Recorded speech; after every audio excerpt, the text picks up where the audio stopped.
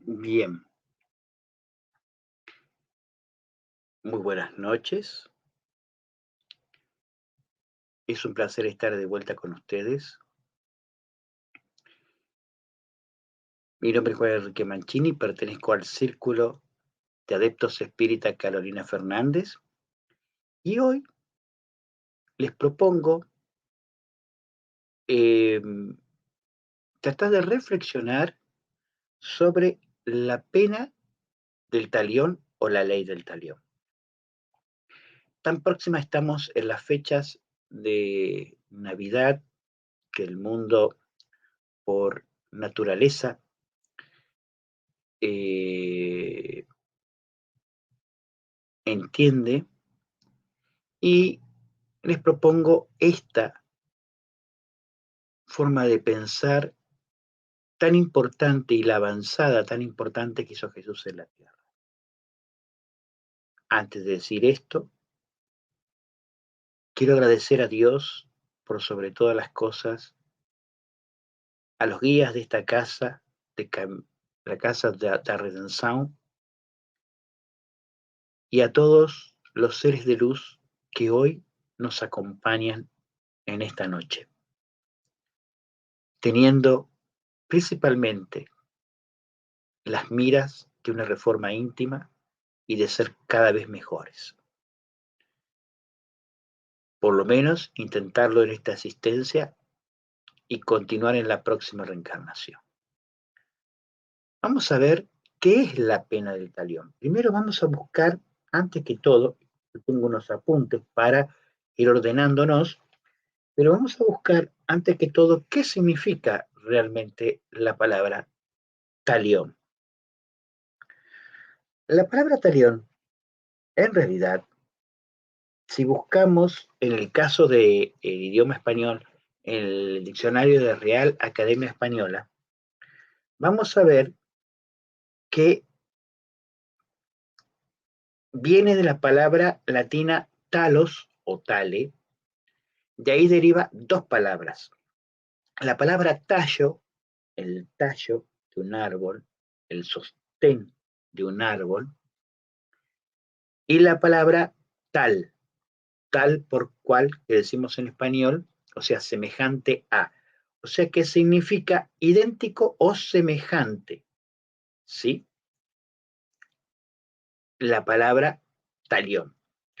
Pero, ¿a qué se denomina realmente talión? Talión se denomina al principio jurídico de justicia, que por lo general nosotros se lo atribuimos a Moisés, ¿sí? Cuando leemos el Antiguo Testamento, se lo atribuimos a Moisés y se lo atribuimos si leemos el Antiguo Testamento, especialmente en Éxodo, capítulo 21, versículo 23 al 25, el Levítico, capítulo 24, del versículo 18 al 20, y en el Deuteronomio, capítulo 19, versículo 21. ¿Sí? Este principio de la ley del talión, vigente para el judaísmo hasta la época talmúdica, o sea, cuando los rabinos denominaron que la pena se transformaría en un resarcimiento económico. Y por supuesto, cuando apareció el cristianismo, no se usó más. Pero vamos a ver que hay huellas del talión, ¿sí? Existen las huellas de la pena del talión actualmente en nosotros, ¿sí? También podemos decir, por ejemplo, que la ley del talión es la expresión de los siguientes mandatos retributivos de carácter ético, que significa no pidas sin dar y no recibas con ingratitud. Esos son los mandamientos que tiene realmente la ley del talión. Implícitamente es una manifestación de reciprocidad, ¿sí? De lo cual tiene la etimología de esta palabra, ¿sí? De la palabra talis, talos, tale, ¿sí? Que significa idéntico, ¿sí? Históricamente, históricamente la ley de Moisés decía ojo por ojo, diente por diente. O sea, si realmente alguien te hería, era herido. Si realmente alguien provocaba un daño, se compensaba con ese daño. Y van a ver por qué. La ley del talión no es solamente una ley mosaica. Perdón. Piensen que los judíos, ellos estuvieron primero en Babilonia, ¿sí? Ellos estuvieron en Babilonia. Ellos, más o menos, si nos remontamos al siglo XVIII antes de Cristo, vemos en el Código de Hammurabi una ley idéntica, de donde se basa la ley del talión. Miren qué cosa. He sacado algunas cositas para que tengamos un poquito la historia. El principio de reciprocidad exacta se utiliza con gran claridad. Por ejemplo, si leemos el Código de Hammurabi, dice en la ley 195, saqué algunas partes nada más, no hice todo, que establecía que si un hijo había golpeado al padre, se le cortaría las manos. Si un hombre libre vaciaba el ojo de un hijo de otro hombre libre, se vaciaría su ojo en retorno. Si quebraba un hueso de un hombre, se quebraría el hueso del agresor. Luego había una serie de leyes que decían que establecían castigos equivalentes al daño causado que debía sufrir el arquitecto cuyas construcciones se derrumbaban, por ejemplo. ¿Sí? Las penas menores consistían en la reparación del daño devolviendo materias primas, tales como plata, trigo, vino, etc. Y en muchos de los casos, si el daño era, no existía un daño físico, se buscaba una forma de compensación física, de tal modo, por ejemplo, que al autor de un robo se le cortara la mano. Este mismo código no solo lo tenían los hebreos en la ley mosaica, ¿sí?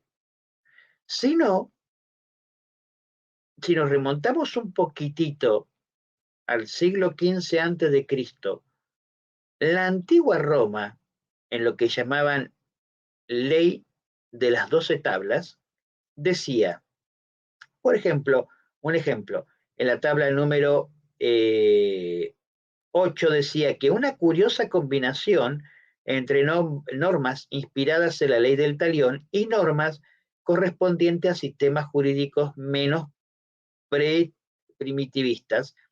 Esta mezcla suele ser atribuida al momento de la transición jurídica que surge del primer cuerpo legal de Roma, ¿sí?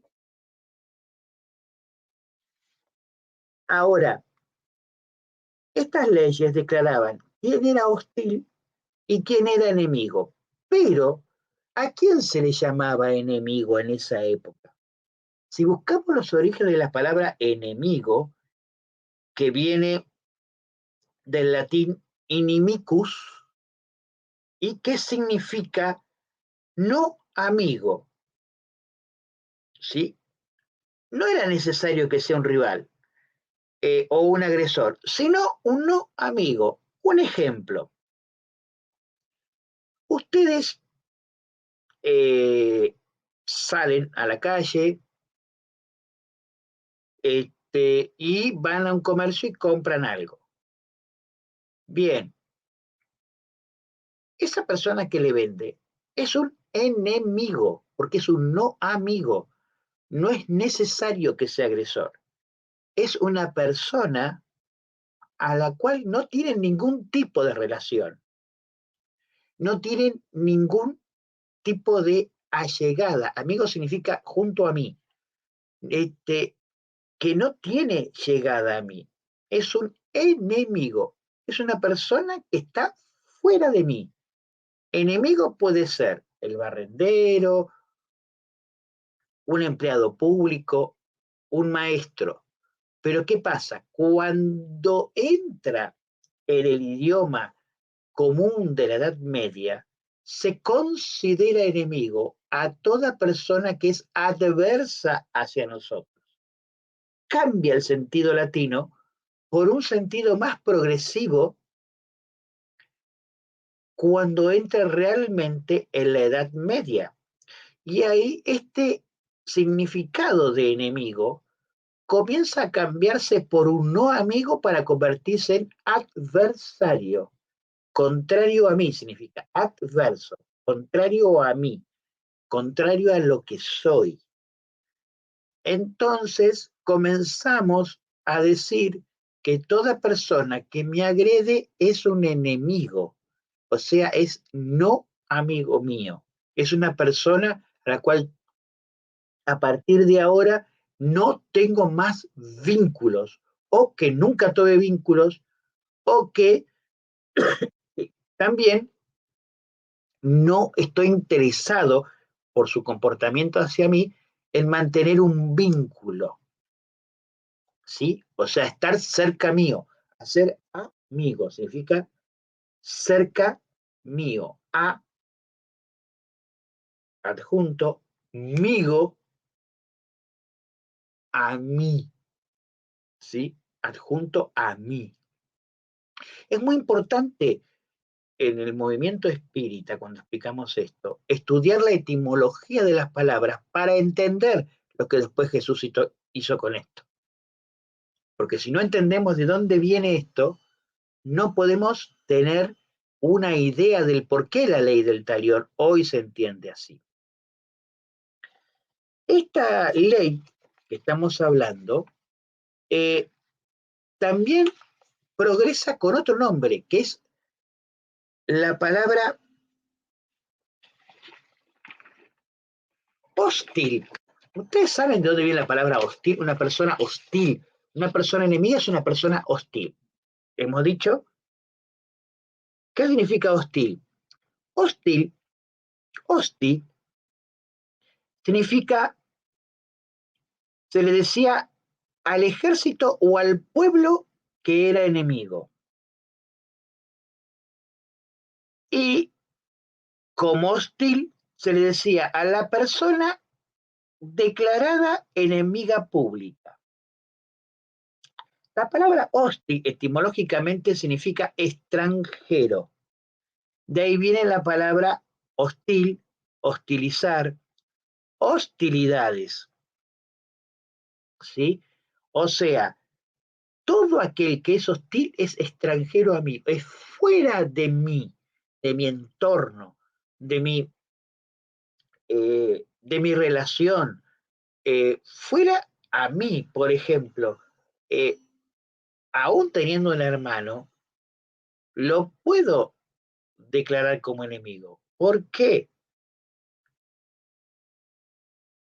Porque es hostil a mí, o sea, es extranjero a mi pensamiento, a mis principios, a mi forma de ser, es contrario a lo que yo soy. Entonces, ¿qué hace? Como me desconoce, ejerce hostilidades, o sea, ejerce actividades extranjeras, ajenas a lo que a mí me incumbe, actividades que me incomodan, actividades que no me siento bien ni me suma. ¿Puedo ser yo enemigo? Sí, podés ser vos también enemigo. ¿Puedo ser hostil? Sí, sos hostil hacia el otro.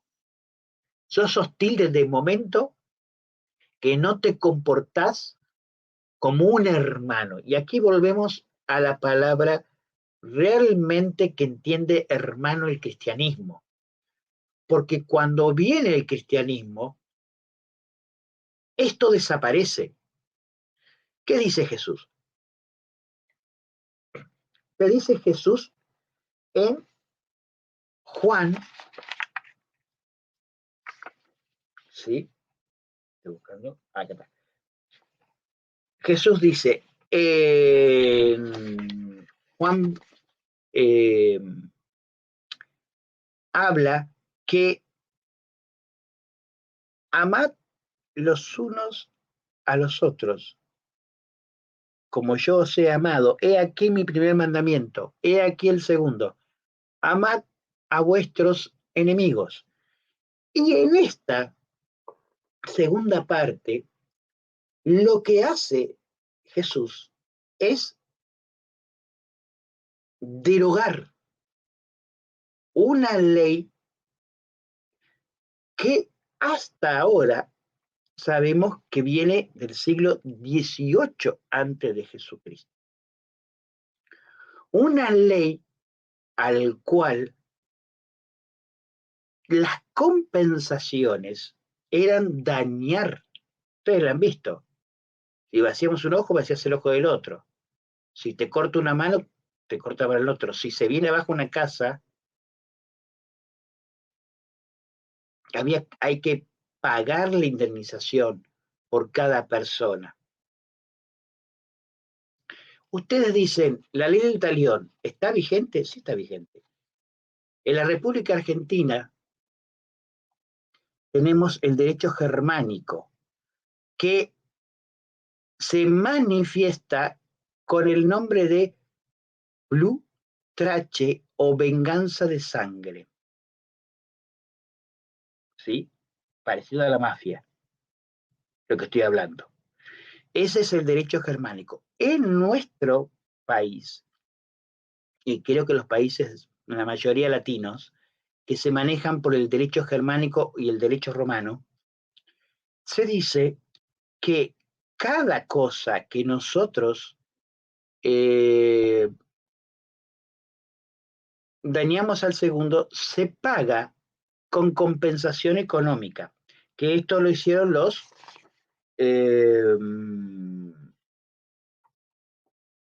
cuando realmente los rabinos, después de Moisés, empezaron a pagar cuestiones económicas. O sea, la ley del talión fue, bueno, si mataste a alguien lo pagás con compensación económica, pero recordemos que la pena de muerte viene de la ley del talión, ¿sí?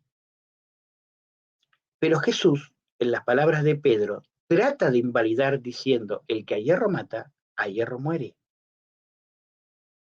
Trata de invalidar diciendo, ama a tus enemigos.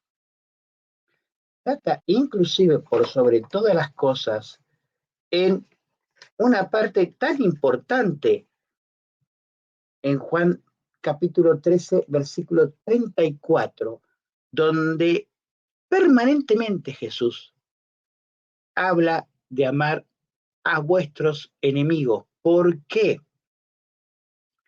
Y esto entra en otra parte importante, cuando Jesús, en Mateo capítulo 5,